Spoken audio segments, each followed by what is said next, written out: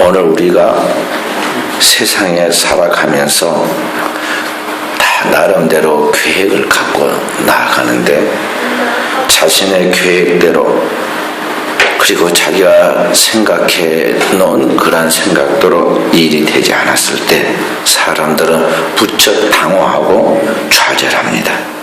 그리고는 그렇게 된 세상을 비관하면서 세상 만사가 너무나 불공평하고 내 뜻대로 안 되는 이것이 이 사회가 이렇게 불공정하고 불의와 부조리가 있기 때문에 그렇다고 쉽게 단언합니다. 그래서 이런 세상에 살기가 너무 힘들다고 자신을 동정하고 쉽게 그렇게 좌절하면서 술 취하고 방탕하는 그런 생활로 달려갑니다. 또 어떤 사람은 그래도 살아야겠기에 사람들 가운데서 적당히 기회를 따라 타협해 가면서 때로는 피곤해지기도 하고 때로는 힘이 있으면 좀 더 강한 권모수수에 그러한 동참하면서 좋지 않은 방법으로 자기의 욕심을 채우기도 합니다. 그러나 오늘 우리 하나님을 믿고 영적 생활을 살아가는 성도는 이렇게 단순하고 협의적인 세상적 사고 방식으로 살아서는 절대 안 됩니다. 주님은 우리에게 분명하게 말씀하시기를 사람이 자기 길을 계획할지라도 그 발걸음을 인도하시는 이는 하나님이시다고 가르쳐줍니다. 역사는 세상에 권력 있는 사람이, 돈 있는 사람이, 지식 있는 사람이 또 자기 자신이 만들어가는 것이 아니라 그 역사와 이 땅의 모든 천하 만물을 창조하신 하나님의 주권에 의해서 그분의 선하신 계획과 뜻을 따라 만들어져 간다는 것입니다. 그렇기 때문에 오늘 모든 것을 창조하시고 구속하고 인도하시는 분이 하나님이시기 때문에 여러분과 어떤 일을 계획하고 그것을 분석하면서 살펴서 잘하려고 한다 할지라도 그 모든 일의 결과는 하나님이 인도해 주셔야만 한다는 것을 알고 하나님께서 나의 길을 최선을 다하여 인도해 주시기를 기도하고 나아가면서 오늘 지금 현재 하나님이 나에게 어떻게 인도하시는가를 분별해내면서 오늘 현재 내가 하는 이 일을 통해서 하나님이 기뻐하시는 일이 무엇이고 어떻게 하는 게 하나님의 최선의 기뻐하시는 일이실까를 생각해 가면서 순간순간 겸손하게 하나님의 성령이 나를 인도해 주시고 지혜를 주시고 능력을 주시도록 그렇게 나아갈 때 그때 그의 마음속에 분명한 하나님의 뜻과 하나님의 인도가 깨달아집니다. 마치 바람에 순풍에 돛을 단 그 돛담배가 이렇게 이제 흘러가듯이 내 인생을 이끌어가는 어떤 놀라운 성령의 손길이 붙잡고 있음을 경험하게 된다는 것이죠. 그래서 그렇게 보이지 않는 거대한 그러나 살아있는 신령한 손이 하나님의 성령의 인도함을 따라 살아가다 보면 그 결과는 내가 생각하고 상상했던 것 이상의 항상 최선의 가장 좋은 지나고 보면 너무 감사한 하나님이 하셨습니다 고백할 수 있는 그런 최선의 승리와 축복이 주어지는 것입니다. 그래서 사랑하는 성도들 여러분과 제가 이 나의 뜻과 주님의 뜻을 분별해서 빨리 나를 철수하고 내 생각과 모든 계획으로 살아왔던 이 완고하고 어리석은 삶을 회개하고 하나님의 뜻을 분별해 그것을 쫓아갈 수 있는 영감과 영력을 갖추고 나아가는 사람이 되어야겠어요. 오늘 사도 바울 같은 사람도 우리가 똑같은 길을 걸었습니다.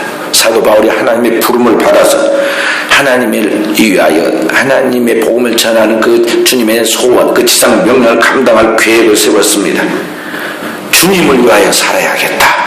살든지 죽든지 주님만을 영광 돌리면서 주님을 위해 살아야겠다 계획을 세웠습니다. 그런데 사도 바울의 계획과 주님의 인도하심이 항상 충돌해가지고 사도 바울이 늘 고민하고 당황하고 번민했던 것을 바라봅니다.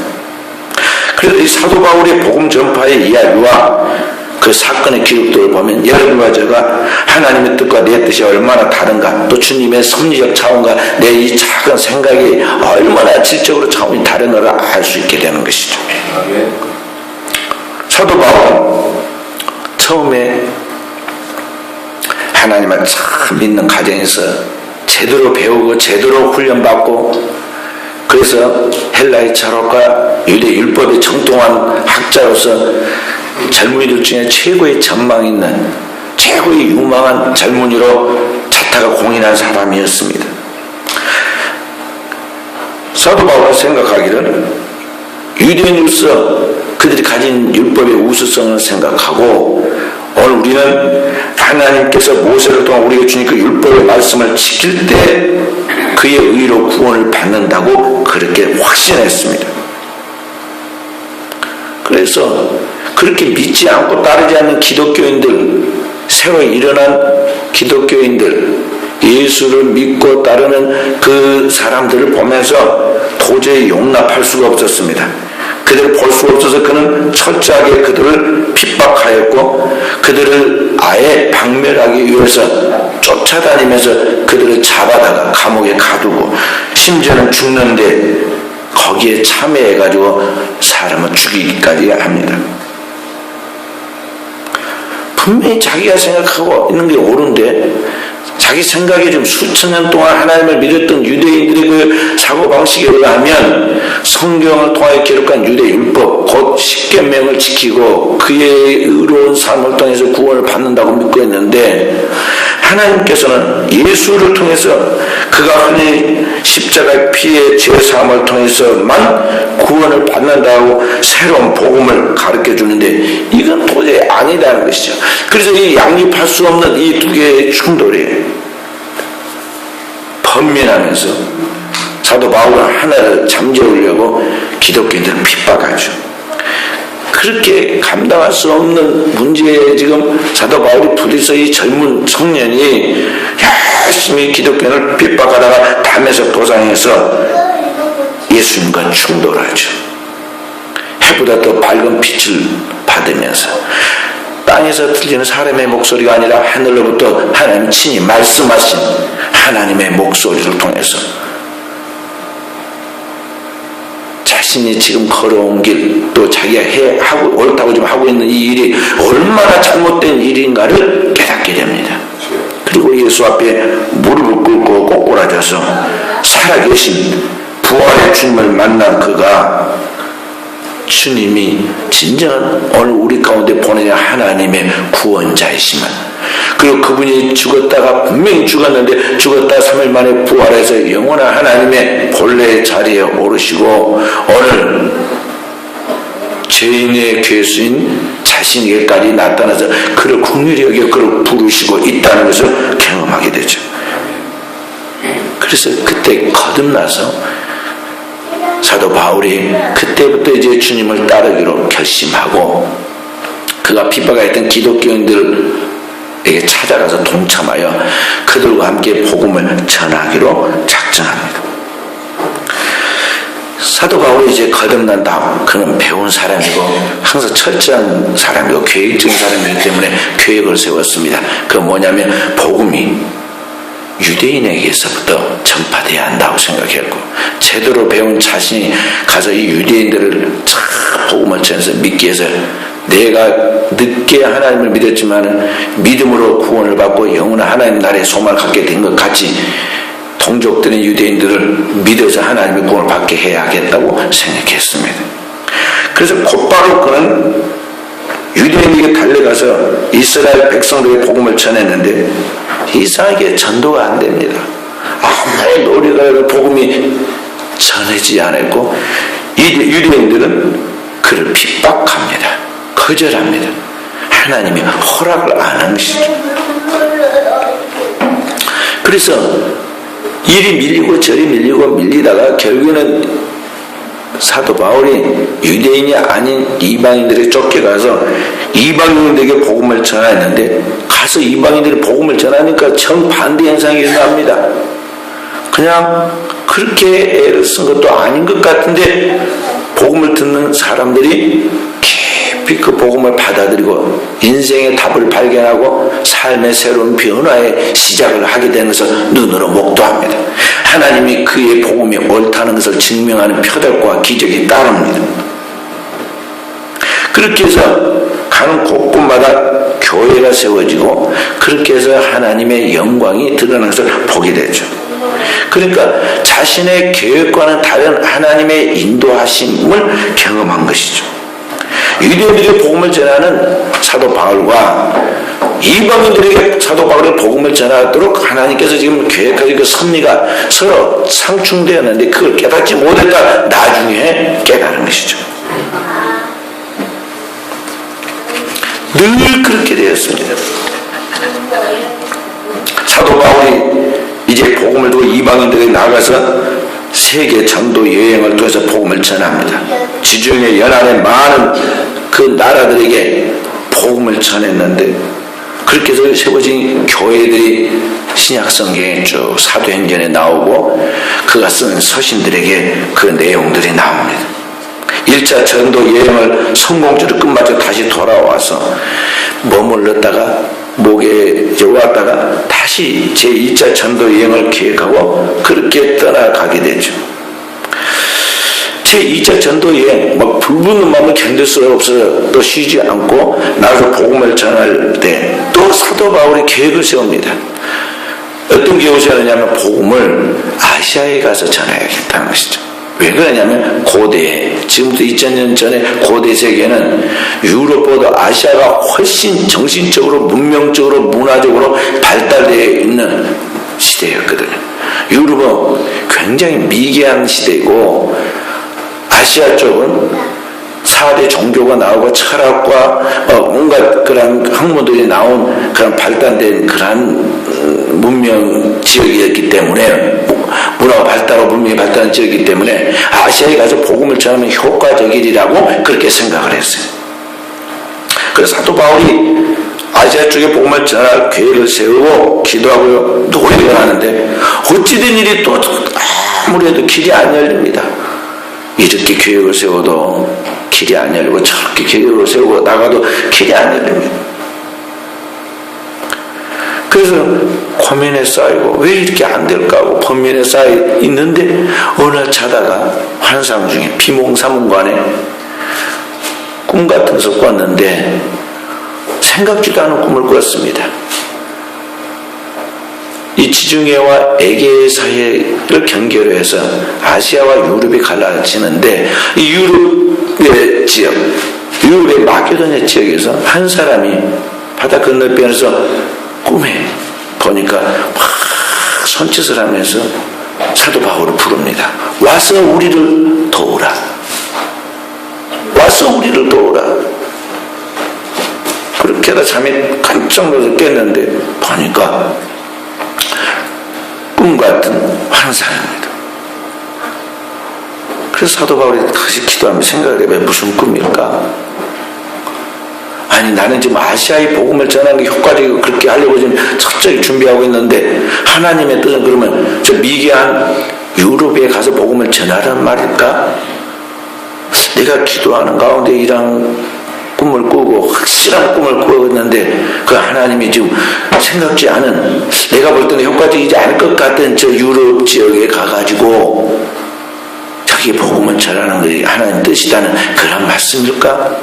그래서 그런 것 같다는 생각을 갖고 사도 바울이 그 드로아 지역에서 바다 건너편에 이 유럽으로 복음을 전할 계획을 세우고 나가려고 하니까 막 순식간에 길이 열리면서 모든 게 그냥 척척척척 풀려나갑니다.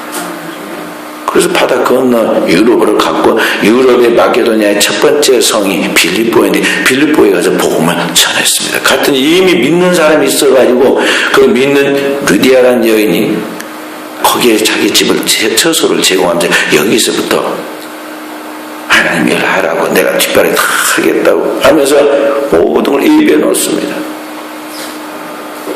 가서 복음을 전하려고 하는데 한 용한 귀신 들린 여인 하나가 따라다니면서 자기가 지극히 높은 하나님의 종으로서 이곳의 생명의 구원의 복음을 전하고 온 사자라고 말입니다. 틀린 말이 아닙니다. 분명한 말인데 문제는 그것이 하나님의 성령의 감동과 감화를 통해서 거듭난 하나님의 백성들이 전파한 복음이 아니다는 것이죠. 맞지? 우리 집에 내가 기르는 개가 애완견이 막 나를 좋다고 물고 핥고 따르면 그게 좋겠죠. 그렇지만은 동네에 미친 개가 하나 있는데 이 미친 광견이 막 나를 쫓아다니면서 나 주인도 아닌데 막 나를 막 왈왈거리고 쫓아다니고 물라고 한다고 하십시다. 나를 좋아한 것 같은데 뭔지 내가 막 썸칫썸칫하고 그게 좋겠어요. 똑같은 거죠. 지금 하나님의 복음을 전하는 사도 바울이 복음을 전할 때 성령의 감동받은 백성들이 와서 함께 협력한 것이 아니라 악한 영의 지배를 받고 있는 더러운 귀신이 그 영적인 그것을 알고는 그 냄새를 맡고 달려온 개처럼 막 짖어대니까 사도 바울이 복음을 전하는데 영 방해가지고 싫은 거예요. 견디다 못해서 어느 날 뒤돌아서서 이 더러운 첨한 귀신은 그 여인을 떠나고 다시는 들어가지 말아라. 사도 바울 명령하니 귀신이 떠나가 버렸어요. 이 첨한 귀신 들린 여종을 통해서 돈을 많이 벌던 그 여인을 지금 강제로 붙여서 종삼아가지고 점쳤던 그 주인된 사람, 못된 사람이 자기 이익의 소망이 끊어진 걸 알고는 막 난리가 났습니다. 한 사람의 죽을 영혼이 구원받은 걸 감사한 게 아니라 그 사람을 통해서 벌어들인 돈의 이익만을 착취하던 이 사람이 눈이 뒤집혔어요. 그래서 사도 바울을 이제 본격적으로 쫓아다니면서 핍박하고 공모하고 그렇게 해서 그를 고발했습니다. 고소했습니다. 그렇게 해서 사도 바울이 억울하게 지금 붙잡혀가지고 매질당하고 많이 맞고 나쁜 짓 한 사람이라고 많이 맞고는 빌립보 감옥에 그렇게 처박히게 된 것이죠. 그렇게 이게 일이 항상 자기의 생각과 좀 반대로 돌아가는 것처럼 보입니다. 그래서 사도 바울이 이제 이 정도 되니까 하나님의 인도하시는 항상 잘하시는 일이고 지금 눈에 보이는 것이 어려워지고 안 좋은 것 같지만 이 결과가 반드시 축복이 된다는 것을 그는 영적인 분별력을 통해서 이미 경지에 서서 알고 있기 때문에 거기에도 하나님이 합력해서 이룰 것을 믿고 빌립보 감옥에서 맞아가지고 막 피가 터지고 제대로 먹지도 못하고 그 감옥에서 억울한 대우를 받고 있음에도 불구하고 하나님을 찬송하고 기도하고 경건하게 자세를 흐트러뜨리지 아니하고 나갑니다. 감옥에 있는 죄수들이 다 보았지 않겠어요? 들었지 않겠어요? 그 감옥에 끌고 들어와서 지금 지키고 있는 감옥의 간수가 그걸 보았지 않겠어요? 유심히 보았겠죠. 미친 건 아닌 것 같은데 굉장한 어떤 무언가 수준 있는 사람이긴 한데 저게 뭐 하는 것일까? 하고 생각했겠죠. 그런데 그렇게 찬송하고 기도하는 사도 바울과 실라가 하나님을 향하여 영광 돌릴 때 밤중쯤 돼요. 갑자기 그들이 있는 이 감옥에 터가 지진이 일어나서 막 뒤집혔습니다. 감옥이 크게 흔들리고 큰 괴능과 함께 감옥의 문이 열리고 감옥에 있는 죄수들 묶어놓은 모든 고리가 빠져나가고 손에 묶인 수갑도 저절로 다 풀렸습니다. 밤중이니까 좀 졸았을 거 아니에요. 지키는 간수가 막 지진이 일어나고 흔들리는 그런 모습을 보고 놀라가지고 달려가 보니 완전히 감옥이 박살이 났습니다. 그리고 감옥 문들은 다 활짝활짝 열렸습니다. 이게 무슨 난리인가? 감옥문이 열렸으니 그 속에 있는 죄수들이 거기에 묶여 있겠습니까? 이제 내일 아침이면 이 엄청난 책임 추궁으로 얼마나 내가 고통을 받을까 생각하니까 이 사람이 겁이 너무 났습니다. 두려움을 견디지 못하고 스스로 자기를 하려고 자기 칼을 펴서 자기 몸을 찌르려고 하는데 감옥 문 안에서 익숙한 소리, 아까 찬송과 기도를 할 때 바로 그 소리가 아주 인자하면서도 권위 있게 그를 다급하게 부릅니다. 내 몸을 해하지 말라. 우리가 다 여기 있노라. 놀라운 일입니다. 그래서 간수와 제수 앞에, 제수인 사도 바울 앞에 가서 무릎을 꿇고 묻습니다. 선생들아, 내가 어떻게 하여야 구원을 얻으리까? 그때 사도 바울이 그에게 짧으면서도 분명한 복음의 핵심을 전하죠. 주 예수를 믿으라. 그리하면 너와 내 집이 구원을 받으리라. Believe on the Lord Jesus Christ, and so shall be you and your household. 너와 내 집이 구원을 받으리라. 그런데 하나님이 역사하시고 그 마음문을 열어주시고 예비하니까 그 강박한 이방인이고 또 제수들을 지키는 사나운 간수인 그가 딱 한마디 사도 바울이 복음을 전했는데 복음을 받아서 딱 영접합니다.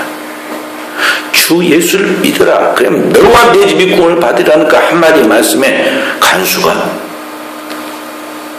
그 말씀을 받아가지고 자기 예수를 믿고 영접할 뿐만 아니라 이 좋은 하나님의 나라에 나만 들어가서는 안 되겠다.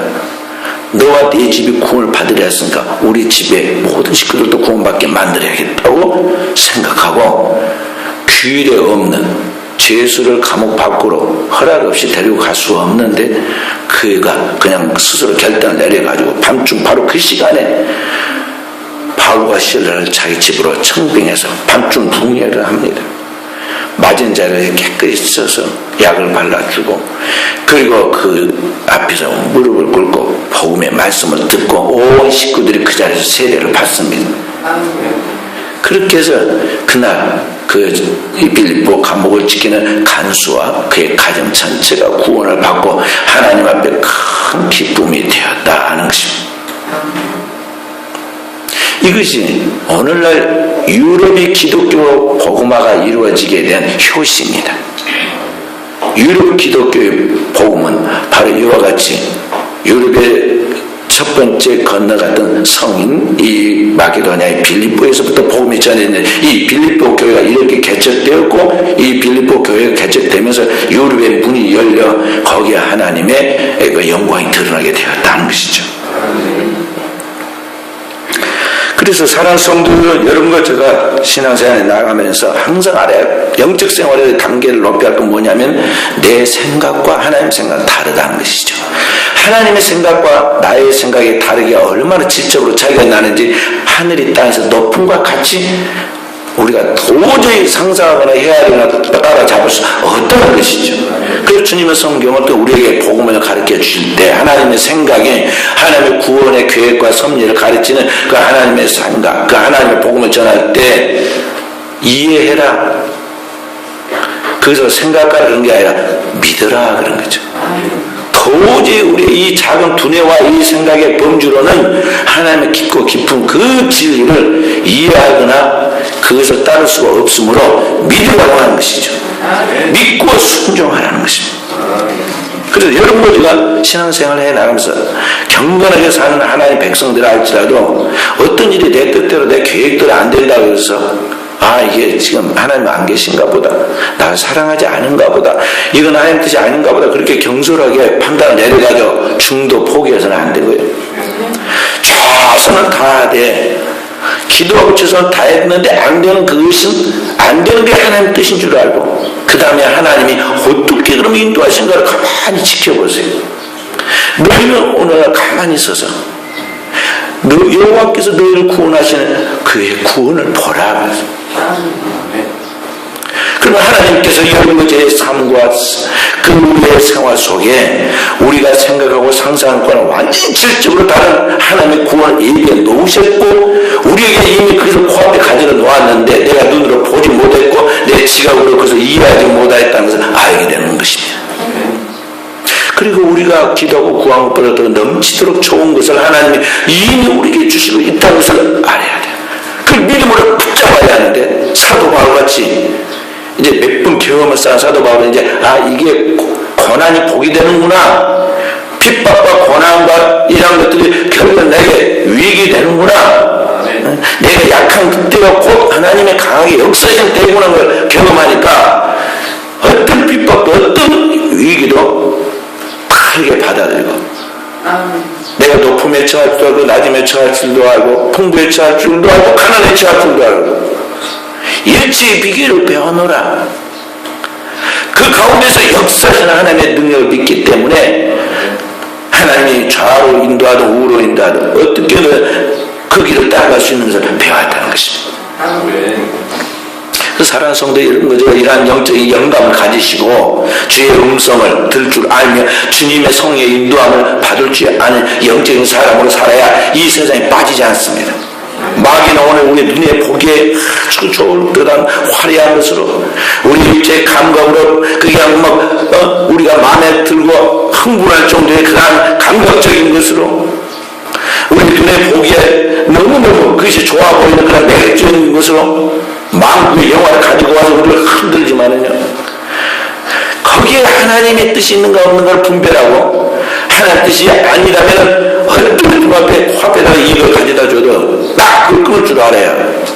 어떤 시험과 어떤 유혹들이 와도 그 때문에 우리가 마음이 흔들리지 아니하고 성경부터 우리가 계시한 그 길로만 걸어갈 수 있는 그런 수준에 서 있는 영성의 사람들로 살아야 오늘의 이 타락하고 음란하고 폐역한 세대 속에서 우리가 함몰되어 파괴되지 않고 주님의 나라에 천국의 길을 걸어갈 수 있다는 것입니다. 그래서 사랑하는 성도 여러분과 제가 영적으로 깨어 있어야겠습니다.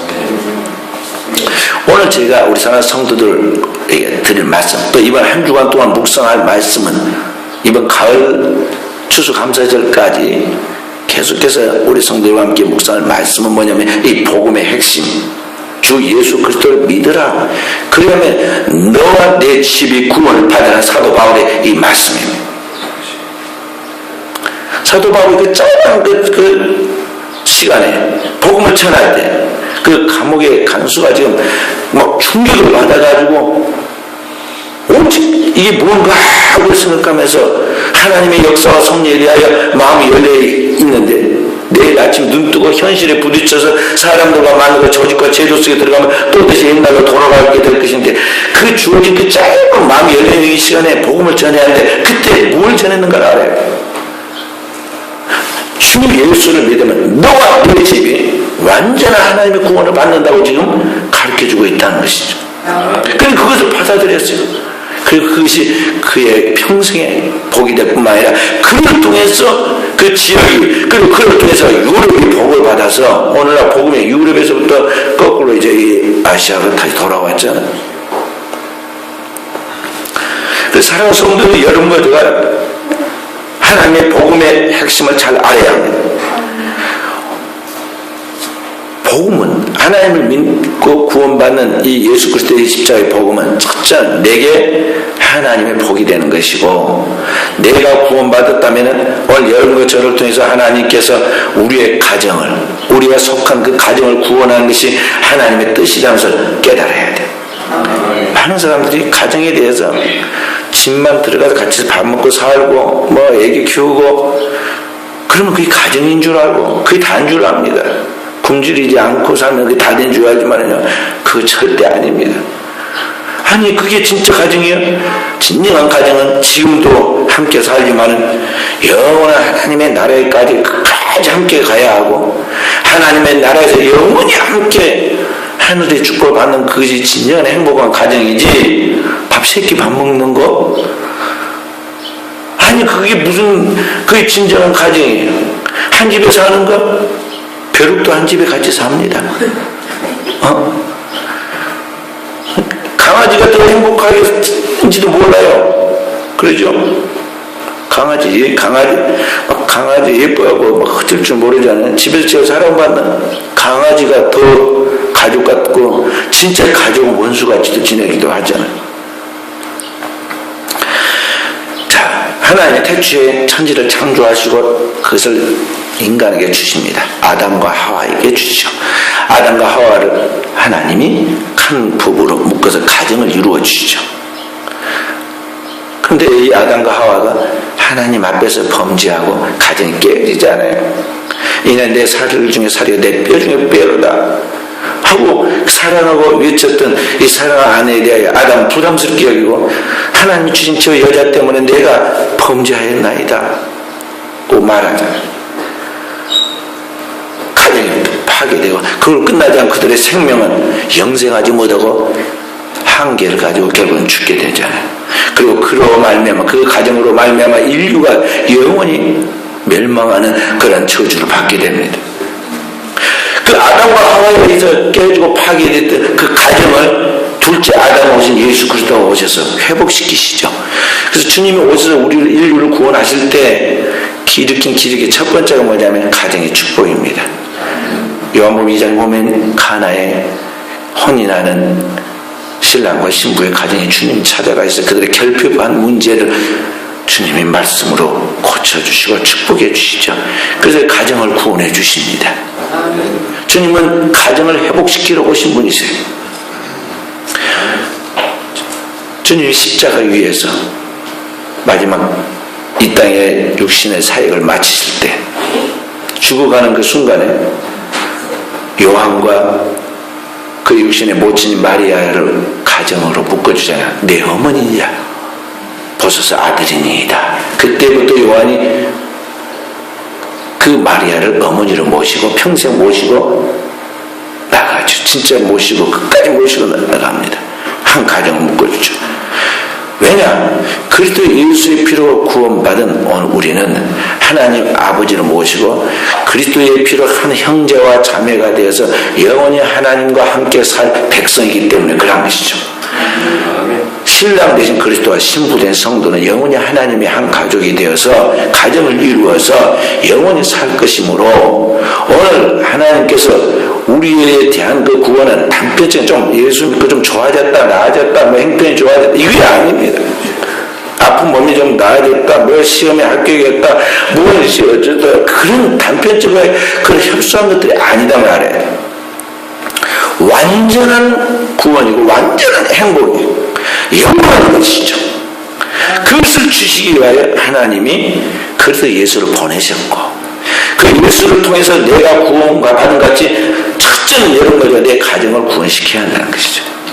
이것이 된 분명한 깨달음을 가지고 여기 이 문제 때문에 고민해야 돼요. 사도 바울 자기뿐만 아니라 자기의 그 가정 자기의 혈통 그 유대인들 그 민족 이스라엘 민족을 구원받아야 하는데 그게 하나님의 가족으로 구원받아야 하는데 이 유대인들은 하나님 끝내 안 믿고 복음을 받아들이지 않아보고 너무 많이 괴로웠어요. 그래서 로마서 9장에 보면 내가 그리스도에게 끊어질지라도 저주받아 끊어질지라도 원하는 게 뭐냐면 내 혈육, 내 혈통, 내 가족들이 구원받는 그것이다 그랬어요. 그런데 사랑하는 성도 여러분, 여러분과 제가 오늘 이와 같은 분명한 성경의 계시를 보면서 오늘 지금 도대체 어떻게 우리가 하나님을 믿고 있는 것일까? 이 문제에 대해서 여러분과 제가 하나님을 믿는 사람도 처음부터 이 문제 고민이 안 되고 이 부분에 대한 각성이 없으면 여러분과 저는 진정한 믿음의 순수한 경지에 제대로 서 있다고 볼 수가 없다는 줄 알아야 돼. 자, 믿음의 가정이 얼마나 중요한가에 대하여 이제 하는 이야기를 들려줄 테니까 왜 믿어야 하는지 방금 말씀인 영적인 것뿐만 아니라 이 땅에서도 그게 왜 중요한가를 여러분과 제가 깨달아야 합니다. 1889년에 인류 역사에 영향을 미치는 중요한 두 사람이 태어납니다. 한 아이는 오스트리아인으로서 사촌 남매인데 둘이 결혼을 해가지고 불법으로 결혼한 그 부부 사이에서 태어난 아기입니다. 그의 부친은 아주 급한 성격의 무능력자였고 그의 어머니는 사교 생활에 흥미를 느껴서 바람을 피우고 다녔습니다. 결국 그의 아버지는 일찍 죽고 말고 그 아이는 알코올 중독자인 숙모의 손에 그냥 떠맡겨 놓고는 그의 어머니가 도망을 가고 말았어요. 그렇게 아주 좋지 않은 환경 속에서 눈칫밥을 먹으면 이 자라는 아이가 16살이 되자 학교를 중퇴하고 가출합니다. 그렇게 떠돌고 배회하다가 독일 군대에 입대하게 되었습니다. 독일 군대에서 제대하고 나와서 세계 제1차 대전이 끝나고 독일이 패한 후에 그는 정치계에 입문합니다. 그것도 극렬한 반란 음모에 가담해가지고 그 일이 발각되어 투옥되게 되죠. 그런데 아직 나이가 어린 그런 나이기 때문에 잘 몰라서 그런가 보다 하고는 그가 다시는 정치계에 나서지 않겠다는 서약을 받고 감형되어서 추록하게 되죠. 감옥에서 나오게 됩니다. 근데 약속과는 달리 그가 추록한 이후에 더 극렬한 활동을 벌였습니다. 그렇게 해서 1933년 독일 국민의 절대 지지를 받고 절대 영도자의 자리인 총통의 자리까지 올라가게 되죠. 이 사람이 누구냐? 바로 전쟁광으로 독일과 유럽 전체를 전쟁의 도관에 빠지게 한 아돌프 히틀러라는 사람이에요. 이 히틀러가 태어난 바로 그 동일한 해 1889년에 또 다른 아기가 유럽을 건너 대서양을 건너서 미국 텍사스에 태어납니다. 미국 텍사스 청교도 관문에 태어난 이 아이는 하나님을 두려워하라는 그런 가온 속에서 부모님, 양 부모님의 사랑을 받고 아빠 엄마의 사랑을 받고 그 사랑 속에서 자라죠. 어릴 때부터 경건한 청교도 가정에서 가정 모두가 교회에 충성되게 봉사하는 것을 보면서 그 섬기는 것을 같이 동참하면서 배우다가 그가 이제 성장해서 웨스트포인트 사관학교에 입학하고 그 사관학교를 졸업하게 되죠. 그렇게 해서 미국의 장교가 되고 계속 승진해 가다가 유럽 전쟁이 일어났을 때 거기에 연합군 사령관이 됩니다. 이 사람이 누구냐? 아이젠하워 장군입니다. 1944년 6월 6일 바로 동갑내기 두 사람이 세계 제2차 대전의 전선에서 맞부딪히게 되죠. 두 사람의 싸움은 결국 누구의 승리로 끝납니까? 연합군이 이끌었던 아이젠하워의 승리로 끝나고 유럽을 뒤흔들었던 절대 권력을 가지고 나간 이 독일의 총통 히틀러는 결국 그 패전을 1945년 4월 30일 자신이 숨어있던 지하 벙커에서 스스로 목숨을 끊고 자결하는 비운을 맞게 됩니다. 전쟁에서 승리한 아이젠하워는 승전국의 그러한 영웅으로서 세계 평화의 사도로 세계의 인정을 받게 되고 그 공로를 인정하여 미국의 대통령의 자리까지 오르게 됐죠. 1969년에 그는 나이 80이 되어 세계인들의 애도 속에서 눈을 감게 됩니다. 그러니까 오늘 우리가 그냥 삶을 사는 줄 알고 세상에서 돈 벌고 또 공부하고 성공하면 성공한 것 같지만은 어떤 믿음의 가정에서 사느냐 또는 어떤 가정에서 자라고 배우느냐에 따라 이렇게 하늘과 땅처럼 차이가 있다는 것을 역사가 우리에게 보여준다 하는 것입니다. 왜 우리가 하나님을 믿어야 하는지, 왜 우리가 예수 그리스도를 참 믿어서 이 믿음을 자녀들에게 유산으로 남겨줘야 하는지를 보여주는 이야기다 하는 것이죠. 그래서 사랑하는 성도 여러분, 여러분과 제가 그냥 교회에 왔다 갔다 보따리도 뭐 형식적으로 오늘 그런 그 수준에서 머물러서는 안 돼. 내 자신이 첫째는 영역 있는 사람으로 쭉 서가도록 자기 자신의 신앙을 계속 하나님 앞에 당금질해야 합니다.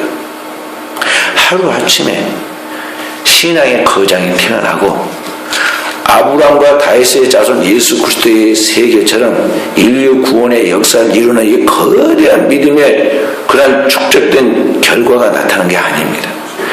경건한 믿음의 가정에 하나님 앞에서의 영적인 그런 깊은 숙고를 통해서 성화되고 성숙된 하나님의 알곡들, 신앙의 경건한 그런 열매들이 오늘 우리의 삶 속에서 그리고 우리의 역사 속에 그리고 우리의 후손들 속에 나타나는 것이지 그냥 이게 우연히 되어진 것이 아니다는 것을 우리가 알아야 한다는 것이죠. 그래서 사랑하는 성도 여러분, 여러분과 제가 믿음의 경건한 가정을 세우도록 거룩한 비전을 가지고 오늘 우리의 가정을 하나하나 하나님 앞에서 가꾸고 다듬어서 하나님의 거룩한 건물처럼 이제 만들어 가도록 해야 하겠습니다. 바른 신앙의 가정을 세우는 것은 이러한 이야기하고 비슷합니다. 이 중국과 일본과 우리나라에 자라는 대나무 중에 모죽이라는 대나무가 있어요. 모죽. 이 대나무는 심어놓으면 5년 동안은요, 통 자라질 않습니다. 아무리 물을 주고 햇빛을 쬐고 그렇게 관심을 줘도 자라질 않아요. 근데 5년이 딱 지나고 나면 그때부터는 대나무가 하루에 70cm에서 80cm씩 자라버립니다. 하루에. 그러다가 하루에 70cm, 80cm 자라면 어떻게 되겠습니까? 그냥 짧은 순간에 30m 이상 자라버려요. 그래서 사람들이 놀랐습니다. 아니, 그렇게 안 자라더니 저 나무가 얼마 만에, 단 며칠 만에 저렇게 30m 높은 그런 나무로 자라니 저게 버텨낼까? 저게 이제 부러지거나 잘못되면 어떻게 되나? 학자들이 그 나무를 뿌리를 조사를 해봤습니다. 그때 어떻게 했냐면 뿌리가 위로 30m 정도가 아니라 옆으로 사방으로 30m 몇 개의 뿌리를 뻗어냈던 거예요. 뻗어있는 거예요. 그래서 옛날에 지진이 나면 대나무 밭에가 숨으라고 그러잖아요. 이 모죽이 그런 걸 발견했어요. 신앙도 그러한 것입니다. 하루아침에 우리의 삶에 하나님의 결과와 좋은 축복과 응답이 나타나는 것이 아니라 깊이 하나님 앞에서 우리가 내적으로 그렇게 정성을 들이고 많은 시간을 투자해서 기도하고 믿음으로 순종하여 하나님의 거룩한 교회에서 충성하는 그러한 영성과 영역과 변화와 성화의 과정을 거친 다음에 하나님이 어느 날 우리에게 이제 꼭지를 딱 떼주듯이 한순간에 우리를 쓰십니다. 모든 민족에 뛰어난 이름을 주시고 세계 모든 만민에게 하나의 빛을 비추는 사람을 만드신다는 것이죠. 세상 사람들 좀 어떤 수단과 방법으로든지 내가 좀 잘되고 성공하고 좀 사람들한테 인기를 얻어보려고 하는 그런 비신앙적이고 비진리적인 그런 풍토를 세상의 그런 문화와 세상의 문명의 영향을 따라가서는 안 되고 그리스도인은 오직 성경을 통해 우리에게 계시한 그 믿음의 길로 걸어가라는 것이죠. 하나님의 말씀이 아닌 것은 이런 거죠. 내 생각에서 그리고 나의 가정에서 나의 삶에서 조금 더 용납하려고 딱 잘라야 돼요. 그것이 어떤 손해를 가지고 어떤 희생을 가지고 어떤 불이익을 주어진다 하더라도 딱 잘 줄 알아야 돼. 그리고 하나님의 진리의 말씀이 내 앞에 있고 진리의 말씀이 내 확실한 걸 믿는다면 어떤 대가 어떤 그런 정성을 다 투자하더라도 그 하나님의 말씀을 지켜서 자기의 것을 소유하려 하는 거룩한 열망을 사모하는 마음과 열정과 그런 헌신을 해야 한다는 것이죠. 그럼 결과는 하나님이 심은 대로 여러분들의 삶에 축복을 주시는 것입니다. 그래서 사랑하는 성도 여러분과 제가 영원한 때를 준비해야 돼요. 육신은 잠깐 있다가 이 땅에서 안개처럼 사라지고 여러분과 저의 이름도 아무도 기억 안 할 것입니다. 자손들도 어쩌다 한번 부모는 생각했지만 할아버지 할머니까 기억도 안 할 것이에요. 또 기억해본들 무슨 의미가 있겠습니까? 문제는 뭐냐면 우리가 주어진 이 한 달 끝나고 반드시 영원한 세계로 들어가는데 그게 하나님의 영원한 나라인지 아니면은 그 죄의 결과로 영원한 파멸을 당해 지옥의 뜨거운 불꽃 가운데 영벌에 처해지는지 두 개가만 남아있다는 거죠. 오늘 우리가 믿는 자로서 영원한 하나님의 나라와 하나님의 기업의 상을 받고 하나님의 위로와 평화와 축복의 진짜 삶을 누리려고 한다면 여러분과 제가 지혜 있게 살아야 합니다. 어떤 게 지혜냐? 주어진 인생의 이 한때 목숨이 붙어있는 이 시간에 한때 그것도 좀 더 젊어 있을 때 한 시간이라도 하루라도 한 해라도 조금이라도 젊음이 있을 때 세월을 가장 소중하게 시간을 아껴서 그 시간을 온전히 하나님 앞에 자신의 영혼을 위하여 투자하고 헌신하고 충성해서 자신의 영혼과 함께 자신의 가정과 그의 모든 따르는 후손들이 하나님의 구원의 축복을 받게 만드는 것이 가장 이 땅에서 지혜로운 삶인 것이죠.